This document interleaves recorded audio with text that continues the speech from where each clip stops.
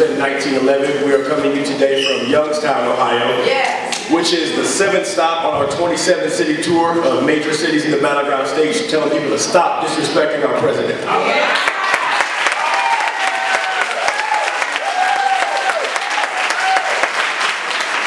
We have greatly appreciated the love and support that we've got from families and working people all across the state of Ohio.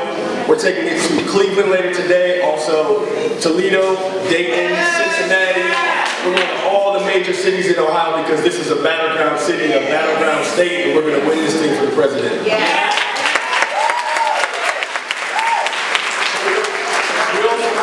Bring greetings from North Carolina, from Virginia, from your friends in Pennsylvania, from your friends in Florida, and we're going to hit every single city in every important area in those battleground states just as well and tell them to stop disrespecting our president. I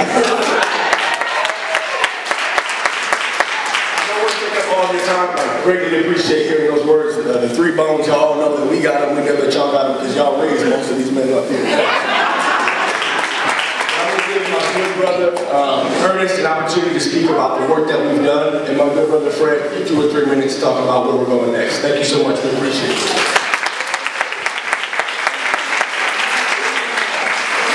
Good afternoon, ladies and gentlemen. Good afternoon, ladies and gentlemen. Fired up? Fired up? All right now. Again, my name is Ernest Robinson, a member of the Minnesota Fraternity Incorporated. Ian Conyers and Fred Butler, members of Kappa Alpha Psi Fraternity Incorporated. 1911 United is the year that Omega Psi Phi and Kappa Alpha Psi were both founded. 1911 United is a super PAC that allows us to be able to explicitly and expressly be able to support and be able to indiscriminately be able to support our president. And be able to go out and tell you all to do the same thing. We actually started about a year ago. The concept actually started in 2007 with News United, with members of Kappa Alpha Psi, and they actually wanted to go out and actually support the president in his first election. And since that time, we have both celebrated our centennial celebration in 2011 and decided that together as 2 distinct and distinguished black college fraternities of very distinguished men, that we wanted to be able to pull together and unite, empower, and educate our people to be able to re-elect this president.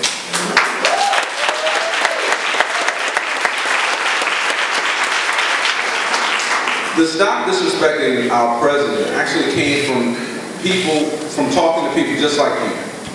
As we go around from city to city, we've been through 33 cities back in earlier in June. Prior to that, the Congressional Black Caucus.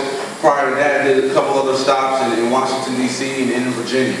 And through conversation, we have learned that a lot of what we're looking at on television, as far as the way certain members of Congress are acting, the way that certain members of the media are portraying, or by only saying Obama without identifying as president.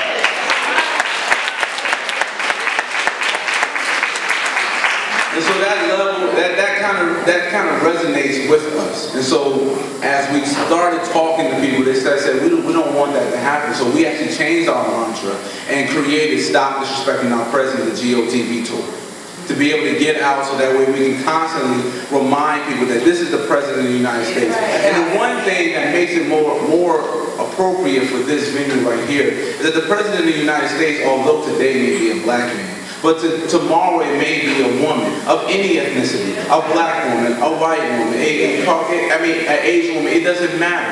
It's the President of the United States. We do never want to show and compromise the integrity of us as a people. And to explain to the world.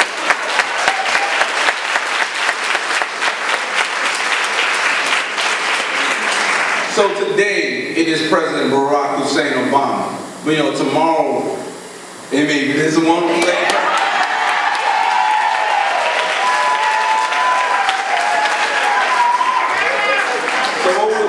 Be able to do, we are supported by your contributions. We're not asking for that right now, but we have signs, petition basically, but we want to be able to connect data, get a database so that way we can constantly contact people. Because after we get President Barack Obama back into office, we want to be able to bring agenda items so that we can continue to bring them, so we can bring them to the Senate and tell our state senators, this is what we need in Youngstown, Ohio. This is what we need in Cleveland, Ohio. This is what we need in Cincinnati. This is what we need in the state of Ohio. This is what we need across our nation. And we need you to be our voice, to be our eyes and ears on the floor, to be able to continue to advocate for us. So that's what we're doing as a Super PAC, to be able to keep these agenda items moving forward. We want to thank you, Youngstown, Ohio. You have been wonderful.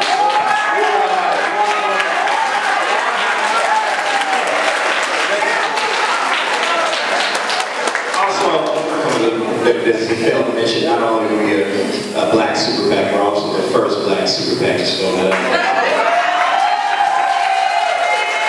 think it's kind of like our first endorsement. I don't know, it's over this on that one, but we sold weed there. So we'll be outside, we'll be inside with clipboards if we can get everyone's name, address, phone number, email, just basic contact information, so we'll know how to contact you once we get stuff started. After the election, we want to continue organizing. We're trying to change the culture of black political and minority political engagement to look at elections not only as an event, but as a process. It's a process to these things. We need to educate our children and our community how to get involved in the process. Therefore, you know, state legislatures get in there and act crazy and try to restrict people's voting rights. We won't have to worry about any of this funny business. So we'll be around outside, here, in and out signs, buttons, and looking for your support through your contact information. And little thing, I accompanied some older elderly women to at a retirement home to the polls, and I saw the ballot. I noticed that it said Mitt Romney on the top, and a whole bunch of other candidates from other parties. There was like maybe 6 or 7 other candidates, and Barack Obama at the bottom. And I asked her, it's like, hey, what's up with this? She goes, oh, it changes for every precinct. I said, so what precinct is this? And I forget what you told me, but I looked it up. It primarily, the people living in that precinct were elderly people. It was a big retirement community. Now, exactly, I think we all put those dots together. So they're getting slick with it. Make sure if you're taking old people to the polls or elderly people to the polls, and make sure they're accompanied by someone that can help them fill out the ballot. Because